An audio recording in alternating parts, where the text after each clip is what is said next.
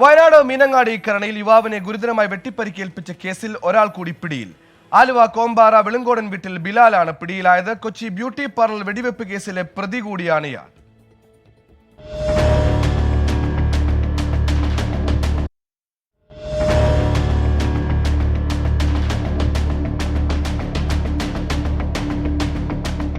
കഴിഞ്ഞ ഡിസംബർ 12-ന് പുലർച്ചെയായിരുന്നു കരണി സ്വദേശിയും നിരവധി കേസുകളിൽ പ്രതിയുമായ അഷ്കർ അലിയെ വീട്ടിൽ കയറി വെട്ടി ഗുരുതരമായി പരുക്കേൽപ്പിച്ചത്. 15 പേരായിരുന്നു സംഘത്തിൽ ഉൾപ്പെട്ടവരെന്ന് പോലീസ് കണ്ടെത്തിയിരുന്നു. ഇതിൽ 12 പേരെ അറസ്റ്റ് ചെയ്തു.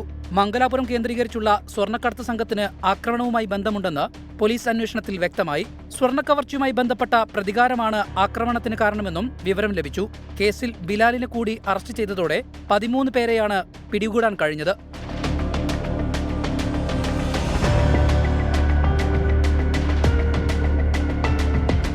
എറണാകുളം തൃക്കാക്കരയിൽ ഒളിവിൽ കഴിയുകയായിരുന്നു ഇയാൾ. തൃക്കാക്കര പോലീസിന്റെ സഹായത്തോടെയാണ് അറസ്റ്റ്. ആലുവ, തൊടുപുഴ, ശക്തികുളങ്ങര, എടത്തല, തൃക്കാക്കര തുടങ്ങിയ സ്റ്റേഷനുകളിൽ നിരവധി കേസുകൾ ഇയാൾക്കെതിരെയുണ്ട്. കോളിളക്കം സൃഷ്ടിച്ച കൊച്ചി ബ്യൂട്ടി പാർലർ കേസിലെയും പ്രതിയാണ് ഇയാൾ. 24 വയനാട്.